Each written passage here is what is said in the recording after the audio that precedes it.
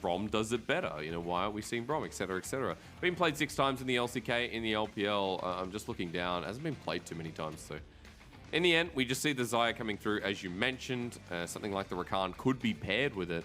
Actually, Rel's not been picked whatsoever. We even saw Seraphine, so we got cute down there before we got into the chunky armor. But hey, let's come back to the ban for a quick second, because it's the exact same. We literally have the exact same bans that we saw in game 1, and you know, Suning, they want to take away from Cube's top lane. That's fine. Put him on something like the Jace again. Yeah, this time I do expect Rare Adam to focus more on the bottom side. Suning definitely look like they're holding on to champions to just counter out Cube in the top side. I think they learned their lesson. We're not going to see a blind pick Gnar anymore. I'd be so disappointed if we see a blind pick Gnar again. But I definitely think Rare Adam are looking for some more engage options. Oh, please, Clement. no. Oh, Clement. God. No. And look, let's clarify. It's not about the Gnar pick itself, right? It's just seeing Bin on the blind pick top laner, and you give Cube the option to go and counter again. You know, he's got so many options in that top lane. We just saw the Jace matchup destroy. Let's see what Rare Adam want for him. I really don't understand why you're leaving counter pick for support. It's not like On actually plays a lot of supports. Okay, maybe that's the reason. I think I've answered my own question. Oh, yes. Maybe they are playing around the fact that they just don't have a lot of support options, and they want On to feel as comfortable as possible. But I'm not sure playing around On is the correct answer when you have Bin on the same roster. So this is just a bit bewildering for me. And once again, we see Cube does have a counter answer in the Wukong for the top lane. We have seen this matchup quite a couple of times. Wukong, if he gets an early kill, he can actually snowball this lane quite hard. And Rare Adam, they are going to throw some engage. Hong has been doing very, very good on the engage champion so far this series. They do have a bottom side focused team composition, a lot of damage, a lot of engage coming out from that one.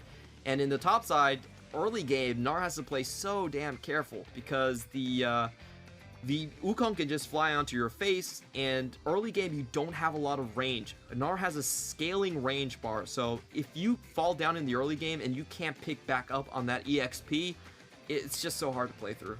So we're looking towards winning top lane here. You do talk about the poke and the advantage coming from Suning from the Syndra versus Zoe that we're seeing once again, and already the Misfortune and the Nautilus in the bottom lane. So apart from the level 1, it does feel like Suning do have an avenue this time, and especially with the Pantheon, the global pressure that can be utilized, Clement. It does feel like Suning have changed some key elements, but you're right, you know, they're structuring around filling the weakness rather than powering up the strength in Bin. The main difference I would say Suning have this time around is that they do have a lot more crowd control on the Syndra and Pantheon combo. That will kill targets a lot easier, and it should force Fofo into thinking about bringing Cleanse into this matchup instead of just being able to run the teleport as he did last time. So we'll see if that is the case just yet. But I still don't like the way the draft sequence ended up for red side on Suning. It just feels that they're trying to play around On a little bit too much. I don't think R5 taking Nautilus is ever worth it in this meta that we're seeing right here. Nautilus sucks in the LPL. He's 0-3, Clement.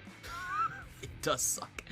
I just don't know what the coach idea here is. But taking a look, we do have Fofo still on the unsealed spellbook, so there's a pretty good chance that they can snowball against him. All right, ladies and gentlemen, welcome. We are running pretty heftily into game number 2 as we see the Gyos.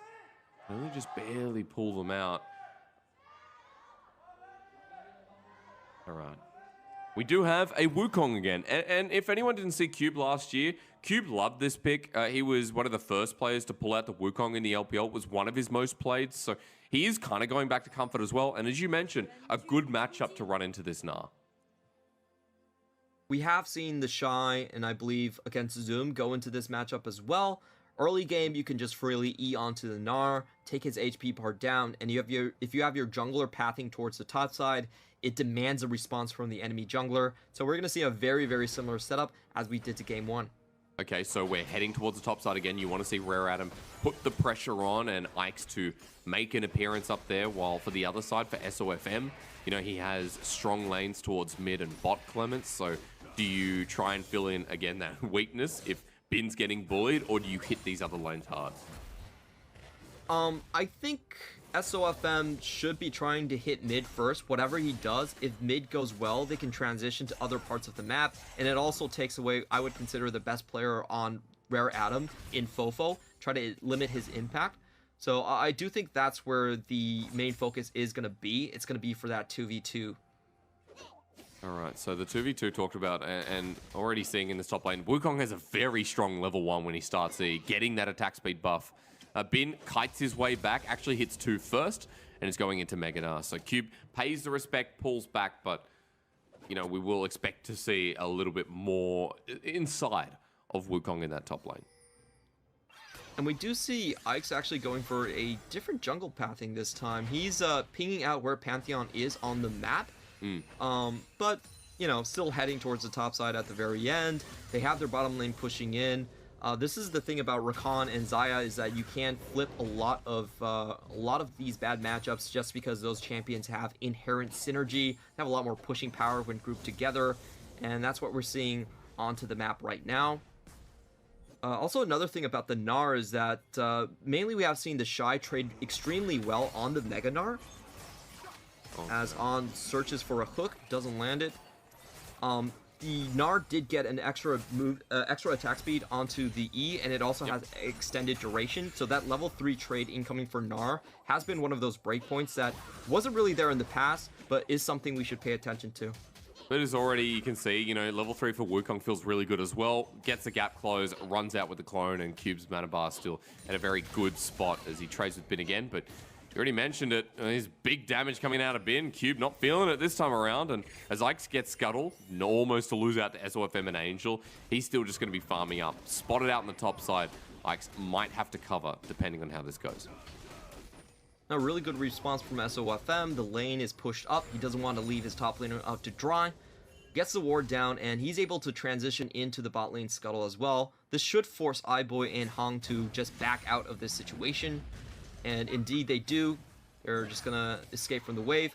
I do want to comment on the way Bin is playing this lane. He's doing incredibly well into this matchup. We do have to remember Cube took this as a counter matchup, and so did the Shy in this situation. So it's definitely been established at the LPL as this is kind of the answer. But Bin has been keeping his waves really shoved in, where he's always holding on to a 3 range minion advantage. Yeah. And he's able to outtrade most of what Cube is throwing at him. He's also been holding on to his Gnar bar at a very healthy state. The question now is, can he survive the gank? Because he's going to have to burn a flash. Does it against the wall. Undertow connects. It's double flash from Rare Atom. First blood to Cube, and that commitment was beautiful. Yeah, really good pathing incoming from Ike's. He actually does know where the ward was dropped by Sofm. He paths around it from the insides of Suning's own jungle and manages to get there undetected. So great job by Ike's there finding the first blood. That ward as well, spotting out Sofm. I know you're just talking about the vision. As Sofm moves up, Ike's knows I can back away here. It's fine. I know where Sofm is. And getting the first blood on top of that, you know, Cube getting Phage. It does feel, Clement, that, you know, now, even if the matchup was favoring Bin with his wave state, that, you know, that extra item advantage is going to push it back in Cube's favor. It's going to be pretty difficult for Bin. He doesn't have any of his summoners, and he knows that Pantheon is still on his side of the jungle. He can definitely sense it. We see the pings going down right here. So it is going to force him to play ultra defensive in this case.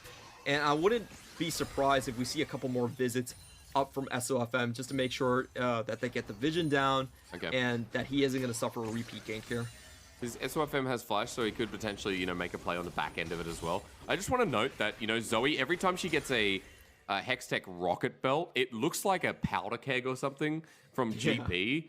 I don't know what the animation's doing with that, but at the very least, there's some good RNG early here from Fofo to help clear the waves. And he's maintaining within reason of CS, down by about 8 to 10 at 6 minutes in the game. So matchup working well, and you can already see, even though Suning lose first blood, across the board, CS being kept up with some small leads in mid and top. Okay, interesting play coming in right here. They do get the Drake priority because they have the counter pick in the mid lane. They have been holding on to that lead for a long time. And SOFM should be able to secure this against Hong. Hongjin's being a nuisance right here. He will have to back off. And yeah, everything goes back to normal. All right, Clement, we know Suning are going to play slow. Doesn't matter the style of comp. We know that Suning are never going to try and force, not like what we saw in the IG game where we saw these brazen level 3, level 4 fights just to try and 50-50 it. And right now, playing around safely in SOFM continues to go back to farming after picking up that first dragon. But Ike's knows this timer because of the ward before. He'll start clearing this away. Bin spots him. And Angel's coming in as well. Ragnarok's available. This is 3 versus 1, but the Olaf feels pretty good in this situation. Undertow behind the Pantheon. Takes the Unleashed Power, though. SOFM gets slow until Fofo jumps on in. The Paddle Star at melee range steals the flash, burns his own over the wall for the 1-for-1. Yeah, double flash right there, and this is actually pretty bad for Bin because he has to walk around and miss out on a lot of minions. Does find the hop back into his top lane tower, so that one's going to diffuse right there. Yep. And, you know, that was actually in the end, that was actually pretty good for a good roam coming in from Bin. He does get the pincer onto the jungler. You know what that means? You know, top lane is back to pretty much an even state, even though the CS lead that Bin had over Cube has kind of dissipated. We'll see with the plated steel caps and that kill what it contributes to and what happens with the rest of the lane, because I think top lane right now pretty fascinating for Cube and for Bin. Considering that Phage is still sitting there ready to be turned into the first mythic. We have seen mainly just the Gore Drinker come out from Wukong, followed up by the Ravenous Hydra. So going for the Sustain build against Gnar. And in the bottom lane, this is pretty interesting. This is something that... Oh, wait a minute. Okay, bullet time used. Hung's out of there immediately. Iboy didn't burn his ulti. There was no summoners on Rare Adam's side, but Suning kind of trying to expend. Now, do use the Ignite there as well, so a small win in the favor of Rare Adam.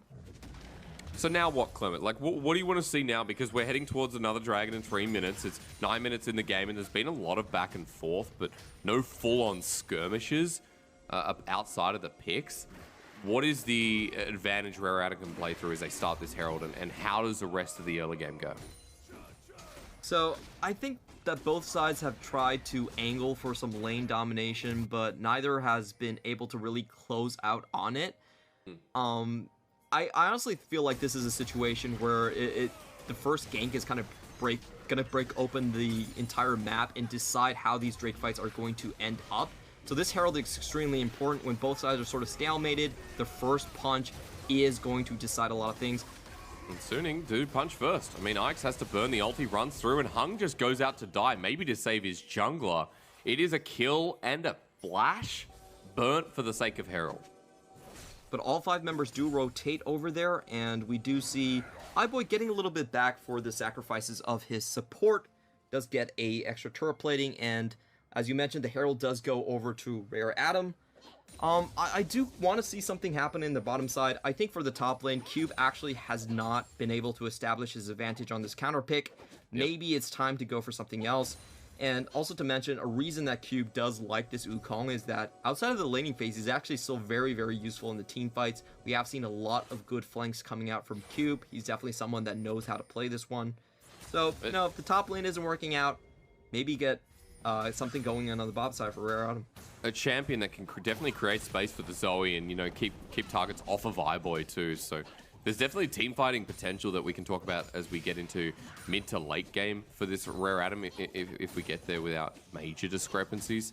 At the moment, we're still in this laning phase. We're still in this kind of lulling state where after the pick off of the Herald, we got a minute until the next dragon. This one being an Ocean. And we'll see who wants to give this up because no other timers aligned. Teleport's coming in. And you can see already, Rare Adam are committing to taking this objective. They've had priority the entire way into the bottom side of the map, so they definitely want to utilize that. Their current situation is they should try to fork mid. We see the vision being established right here. That's going to be very helpful for Zoe poke. Yep. And once the Herald drops, everyone is going to collapse onto the Drake. And it should create a numbers advantage where I think with Wukong coming around as well, is actually very dangerous for Suning. Now on the wall. Okay, Bin uses that ulti. Remember, guys, it should be up and available if the TP play is made. Nara Ultimate has one of the lowest cooldowns. As you can see, it's almost to that 3/4 mark. As Dragon, 5 seconds. So you can see SOFM moving into the jungle as well, trying to clear out some of the river vision. Gets popped a little bit, but not enough damage at this point from Fofo. Still doesn't have the mythic item. Ike's does, though, with the Gore Drinker. Yeah, so this is a pretty interesting one. We do see someone shoved underneath tower. This should be the same thing for the mid lane. The question really is, can Suning find an angle to get crowd control down and get a good bullet time in here? Pantheon comes in. Hang on. Skyfall flies across the rift. SOFM now low, though. The Blade Caller, when is it going to be up? Iboy pops his ulti. SOFM is so crisply low as everyone's there. Cube with a 3-man Cyclone. He's getting tugged down as well. A 1-for-1, make it 2. As Rare Adam come out ahead for now. SOFM and Huangfeng dropped. And that'll open up the Dragon in hindsight. That's a massive win for Rare Adam. I like the play coming in, but you have to factor in you're going up against a Xayah. It's very hard to tag a stun onto her. And Rare Adam's bottom lane actually walks away free without expending any of their flashes. This means that they're just actually going to run it again into the next team fight.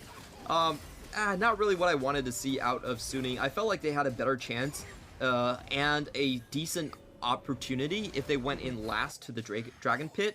If they could get Rare Adam to over focus onto that one. They had a very good wombo combo. They had a lot of stun coming in from Bin as well. So they tried to play it the risky way, and they got completely punished for it. I think it's funny as well because 3 minutes before you mentioned Cube has a lot of team fighting presence. That's what the Wukong pick can also add. We just saw there, he teleports in, he may sacrifice his life, but Cube did a pretty good job here, and you know, it all started from Suning. Yeah, Rare Adam had a lot of forewarning right here. They had the wards down, so they saw Nautilus as he came through. SOFM isn't able to get any kill, and Cube pretty much 1v3 kills Huangfeng amidst the rest of his teammates. Very well done there. They had the fork in the mid lane, so they actually took the mid lane tower down to half. They get all the summoners from the bot as well. This is a massive win for Rare Adam. It pretty much means that, you know, all things equal considered, they should be able to take the next team fight as well. And that one is going to be the much more important Infernal Drake coming in. You're going to have a bit of an item advantage here too, Clement. You know, Ocean's going to give you a bit of innate sustain. 3 minutes 30, you already mentioned that Dragon. And when we have a Zoe, you know, a Wukong, we've got elements that can provide a bit of burst in the middle portion of the game. Infernal Soul is just such a great objective to play for. Now, as usual, I'm talking about the Soul, who it benefits. Benefits both teams. That feels like a lot of Dragon Souls these days. But, you know, at the very least, you can talk about Rare Adam being closer with the advantage they have with the pressure, especially since we now have Mythics across their board, bar Hungs. I'm just so confused why I'm not seeing Angel and SOFM just team up to walk into enemy jungles. They have so much damage. They have great burst potential between them. Great 2v2, yeah. Yeah, but they're never utilizing it, which is kind of frustrating to watch. Engage. There we go. Hung, flashing away. Okay, that was the first time, but I think Angel came because SOFM was already there. At the very least, though, you burn a summoner from the Rakan to take away part of his engage.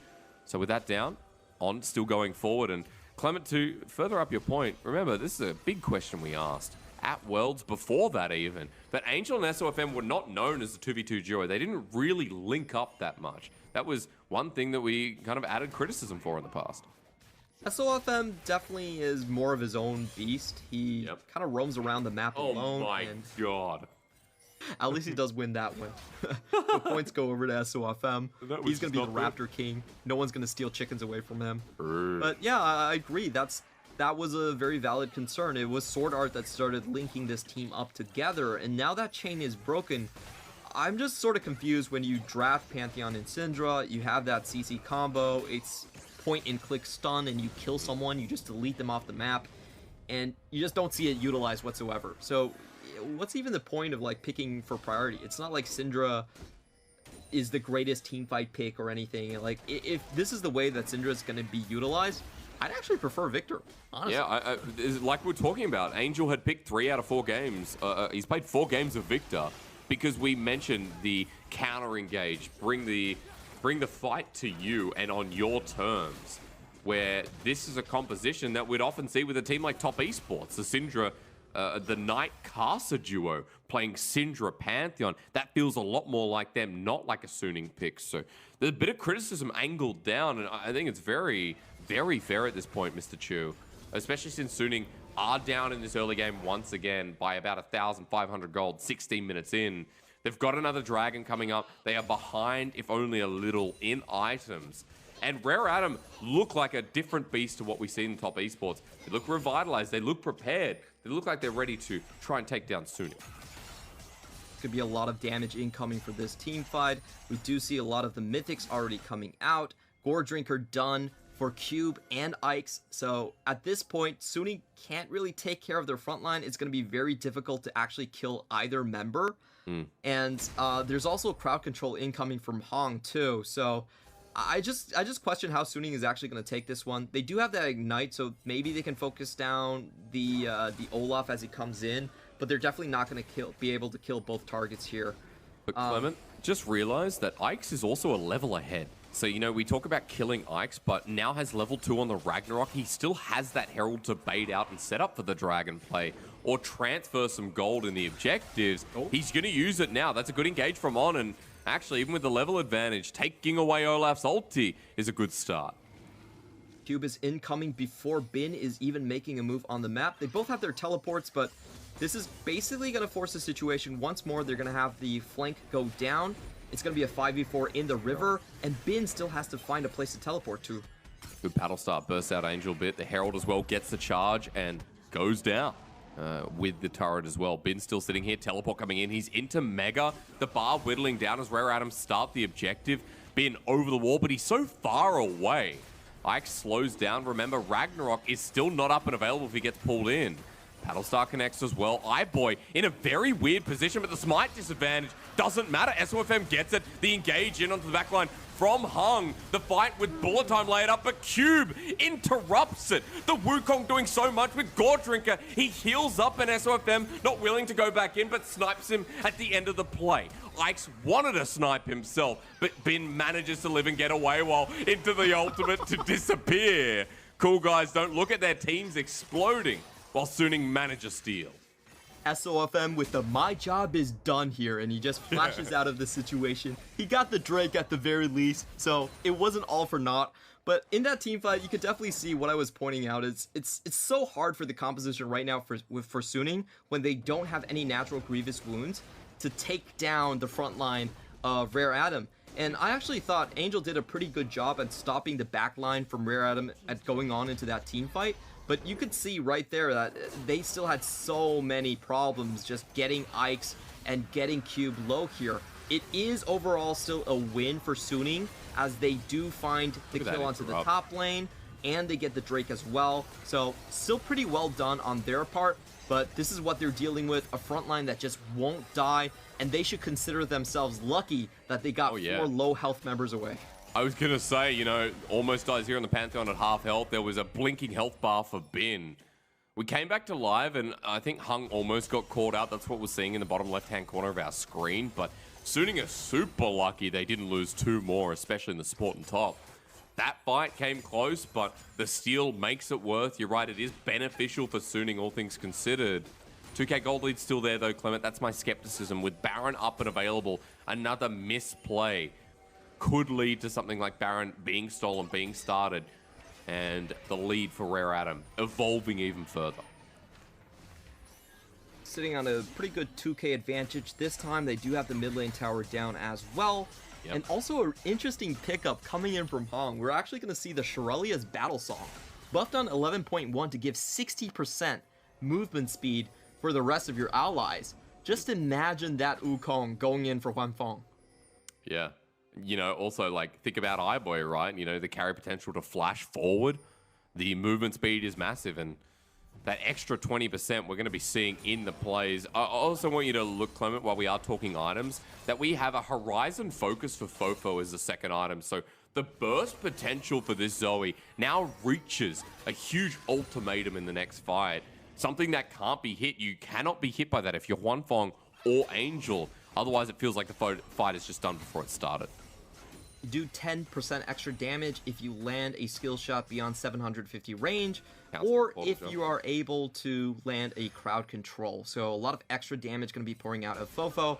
And a fed Zoe is always something that everyone fears. I know the Zoe copy pastas are going to go on in chat right now. Love it. That's what you're all here for. I know you guys too well. Dude, I was going to prompt it at some point. You know me, so well done. This is why we got so well together. I know your tricks. They're great tricks, by the way. Yeah, dude. We're both trolls, don't worry. Minions? Going to win the top lane turret? Almost. Trying to hit that away. It's Fofo. Let's watch. Horizon focus there, and there you go. Burst time on becomes off. Fofo gets a big pick, and Rare Adam get another. Oh, that positioning from Hong was so sweet. He actually walks ahead of the Nautilus, blocks the Q from going out, and they get the 5v4. Okay, Trouble Bubble lands once again onto the Pantheon of Fofo and doesn't launch the Paddle Star. Level 14, Zoe now has 3 kills, and Baron was started up until Angel showed himself. They don't want to risk it. They don't have to. And Rare Adam just walk away. That wasn't the quickness. That was the Shirelias to move to the mid lane. Angel loses the Banshees, and this mid wave will actually be defended with Scatter the Weak trying to get a pick on the back end. Yeah, all they really need here is just to make sure they pull Bin away from the bot lane. They're going to get the unanswered top lane tower here. Still a lot of time to reset and come into this Drake fight. Now, taking stock at the items and the summoners right here, they're actually pretty even along both of these, and we do see 2 items from both of the mid laners and the kind of like the 80 carries. So a lot of this is going to come down to just setup, and if Suning can actually avoid the wrath of Fofo. Because around these dragon fights, that's always the most daunting task, is walking around Zoe stuns. We just saw Iboy having to use the Featherstorm to run away. It was Suning grouping up at a bush as a 3-man, but the follow-up from Fofo gets the Banshees. Otherwise, it would have been a huge chunk of burst. Clement, that dragon, about to spawn too. So Rare Adam moving into position. And Fofo, lucky he's on the blue side, has so much terrain to play with around this pit.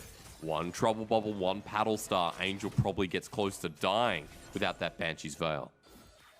And you really can't take this Rare Adam team with flanks. You can't really try for a concave. With that Shirelia's Battle Song, they can't decide on which way to go. So if you're trying to sandwich them, they will just take the other side of your sandwich and run away with it.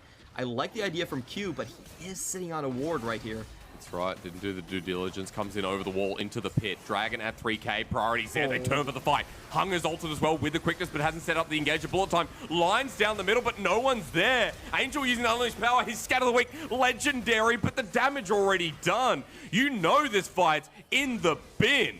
And to speak of, Angel gonna follow suit. Huangfeng, good night. It was nice knowing you, and Rare Adam living up to the hype in this series. That was such a 200 IQ play from Cube.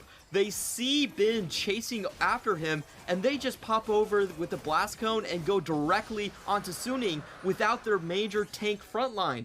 Bin was actually late to the play. He was trying to chase the Wukong a little bit too far, and the team pays the price for it.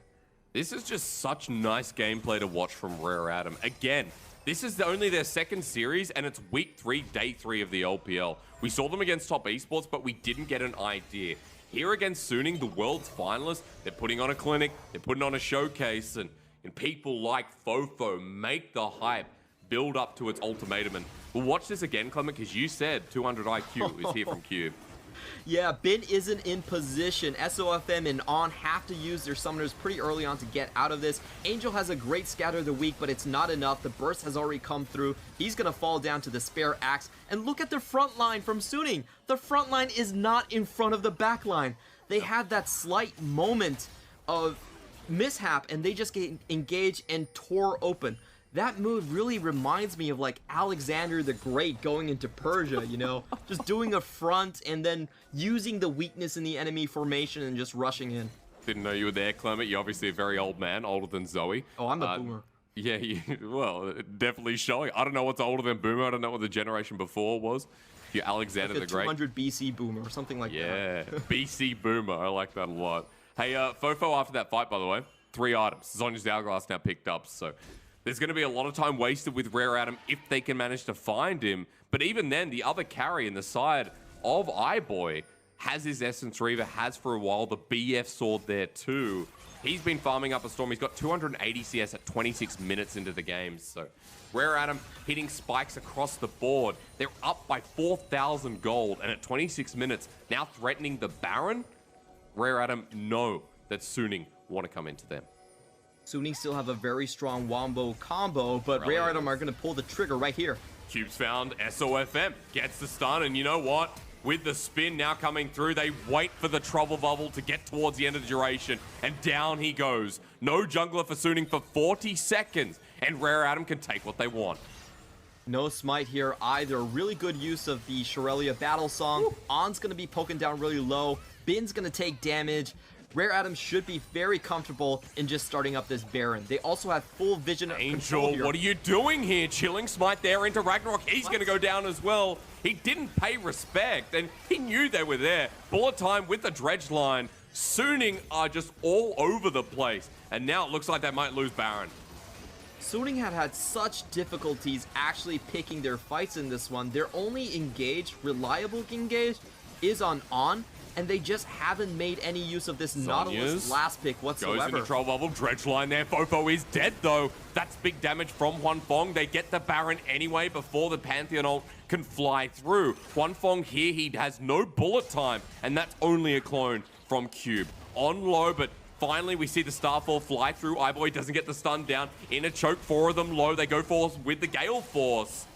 But Rare Adam managed to get away. They're going to dive this, however. I'm not sure from Suning's perspective. Ike's getting low into the wall. It follows through. Suning have used Bin precisely well. Cube into his clone. It will be 2 kills immediately. And Suning managed to deny 3 Barons. Pretty poggers on that backhand engage right there. I don't think Rare Adams expected the chase through all the way through 2 of their own towers to find those kills.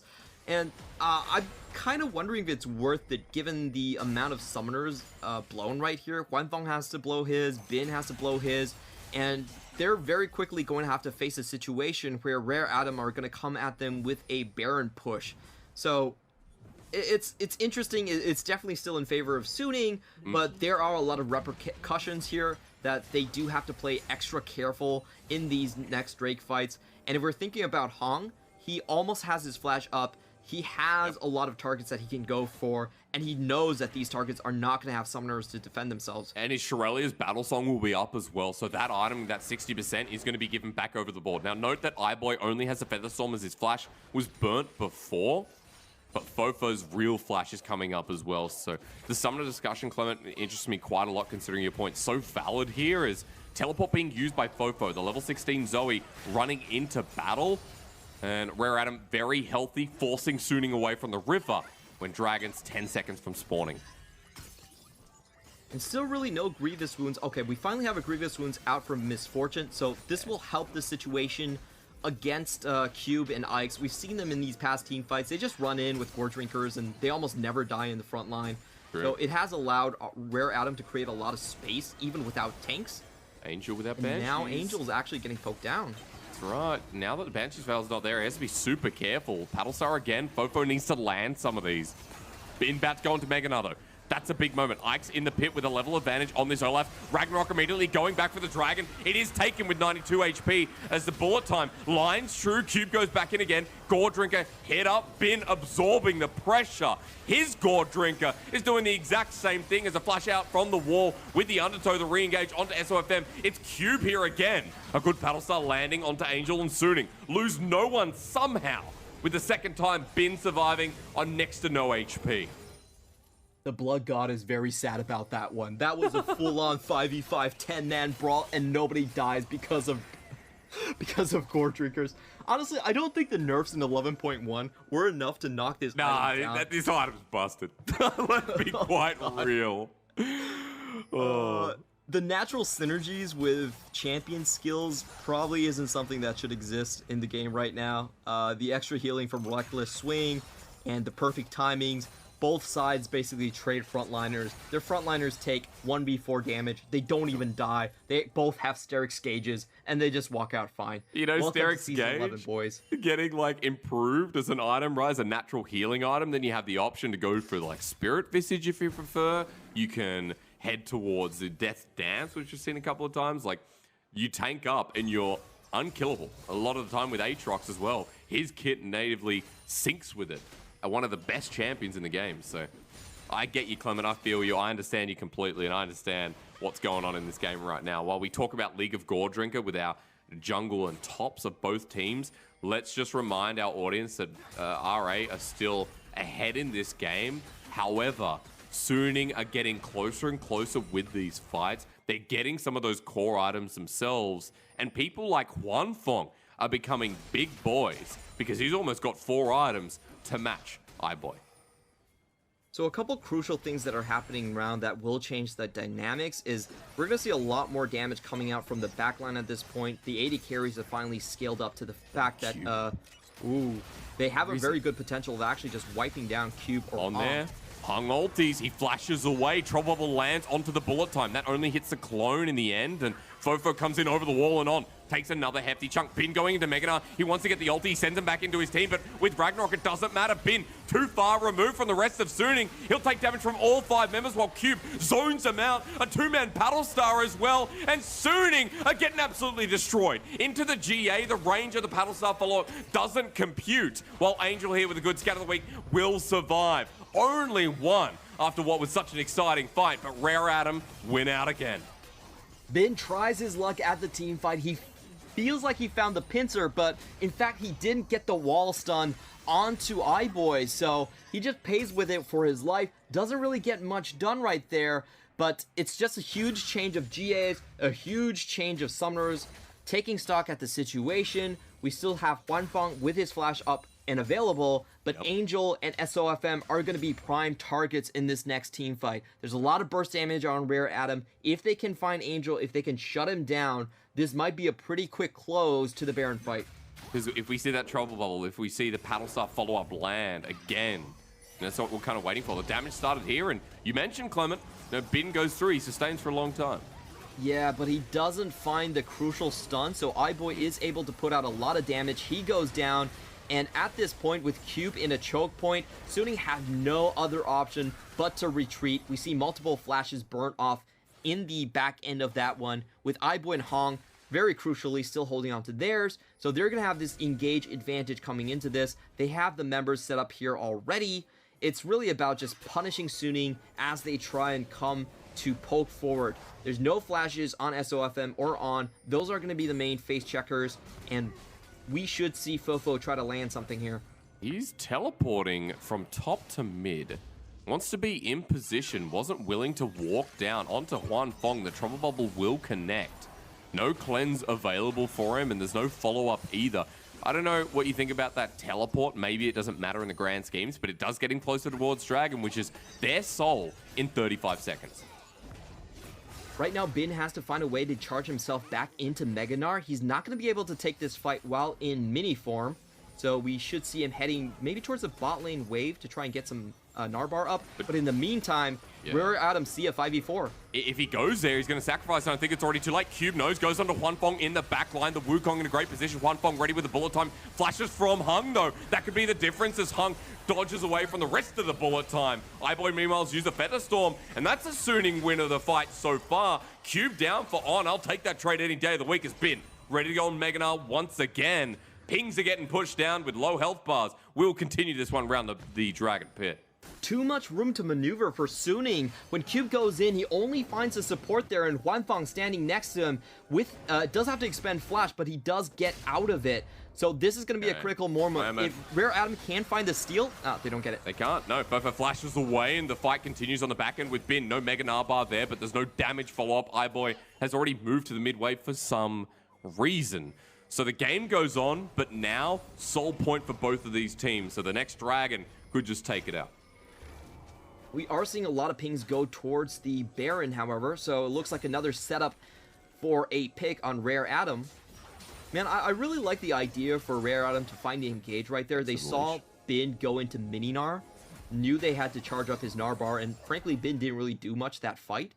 But they couldn't put up a good enough engage. Hong didn't really find the target onto Huangfeng. And we go back into a stall state. Yes, we do. 36 minutes in, it felt like Rare Adam did enough to kind of secure this game, but Suning have been managing to hold on. We've also got Lord Dominic's Regard picked up there for Huangfeng as well. So a lot of armor shredding now available to hit Cube where it hurts. And Suning, what do you want to see, Clement? Can we ship Suning to the NALCS? I think that's where they belong. There's no aggression, no engages going in. Oh, true, but they're really wet towel gaming at this point. Come on, do something. Let's go. Oh, Cube teleporting in. Actually, there's no vision of this. He's teleporting to the turret. Base? I don't know. Yeah, I don't know why that took so long for my brain to compute, but oh, okay. Then he just disappeared, and both teams continue to linger. And okay, clear out the wave, and maybe what? Baron? What's next? You know, we're just kind of amping this up. But both teams not committing until now. But it's on a control ward. Look how fast it's going down with Iboy. They want to burst it before there's any jungle interference, but he ults in Starfall. Not stolen, though. So Rare Adam play the 50-50 and they play it well with Sofm still in the middle of the pit. Ike flashes at the back of the pit for some reason as Sofm goes golden. Cube ready to re-engage. Cyclone time, baby. Into the backline. Huangfeng kites himself away, and with the Lord Dominic's Regard, he does such a good damn job. Iboy there as well, doing the same, and Fofo onto on, while meanwhile the Troll Bubble connects onto the top laner. That top laner is Bin, who manages to survive. It's one down apiece, but the Baron is secured. Yeah, that was a really good play on the part of Rare Adam. They do have a 3-level advantage over Sofm, so that smite was actually pretty secure in his favor. However, I don't think the Cube trade onto On was necessarily that great. The left side of that team fight was covered in Suning members. No follow-up was allowed right there. So we can watch this again. A good wombo combo, great attempt, but Sofm, he's just too far behind the curve at this point, so isn't able to find the actual smite here. And I feel like Cube probably didn't need to go all in at this point. Sofm and Bin find their way into the back line of Rare Adam, and Rare Adam just have to retreat out of this one. Again, we're going to be having to look at the summoners. We are facing a Dragon Soul Point situation, so both sides are going to come for this one, and whoever does have the better summoners is going to have a pretty large advantage. We do have to give that one to Suning. Angel has a flash. He can go in onto Iboy, and Bin has a flash too, so a great Mega Gnar is potentially on the cards. I was wondering why there was so much armor shred.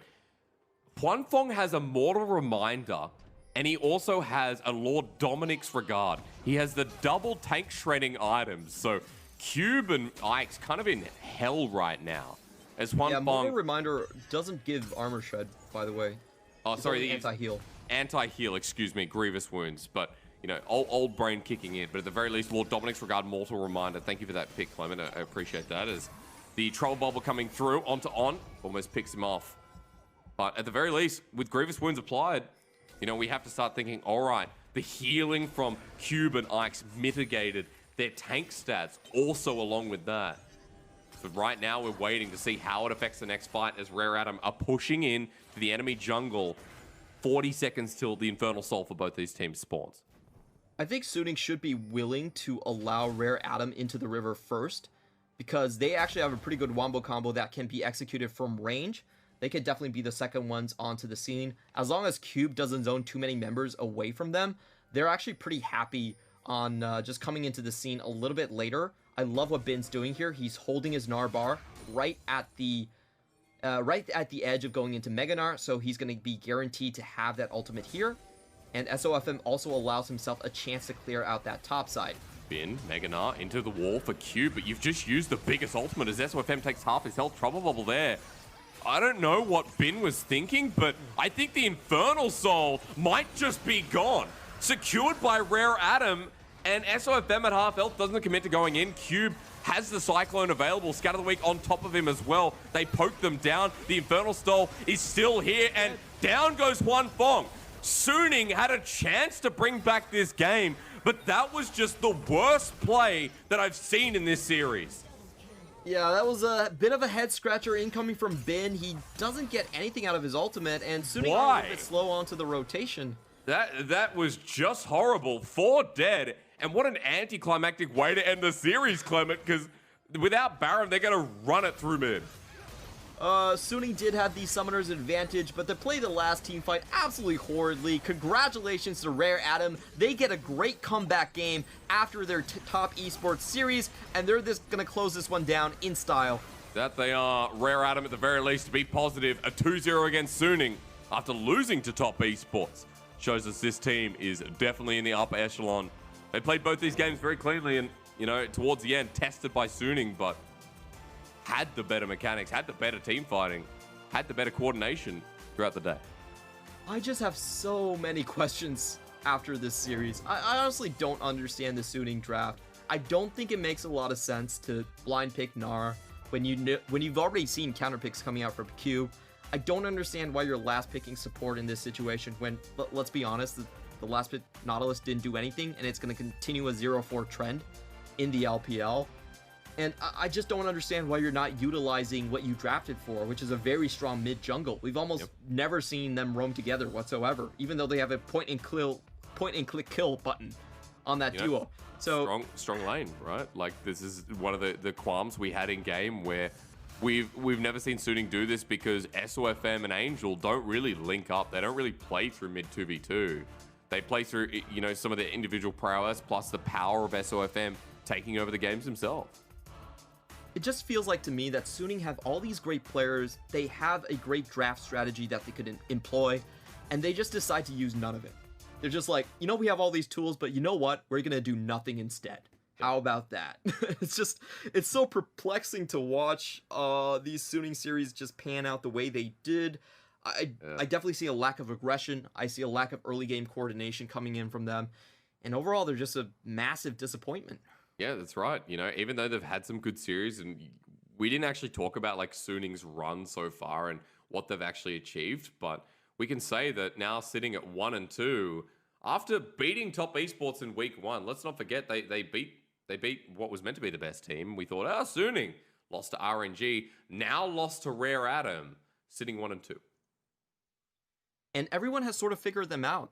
We have seen, as long as teams do not pick compositions that only run into theirs, Suning will actually sit back and do nothing. They will not actually look for you. They won't come for you. They're not going to call you. They're not going to kill you. They're not going to do any of that Liam Nelson stuff. So it's just such a weird situation, and I honestly feel like other teams are catching up to the point where they're first picking Zoe, they're picking a lot of poke compositions, and they've learned the trick. You just outrange Suning, and Suning won't come for you. Clever, did you mean Liam Neeson? Oh, God, yeah, that's the name. The guy that always gets his Liam Nelson. I don't know. That's not close enough. I got what you meant, you know, taken. I'm with you. Yeah, there's no phone calls going out, and I have to give props to Iboy and Fofo that game. I think as well, like, how that was played from Ike's angle throughout the whole series. Ike's was the better jungler this series. Game 1, there was a large lead for Sofm, thrown away. Ike's took over.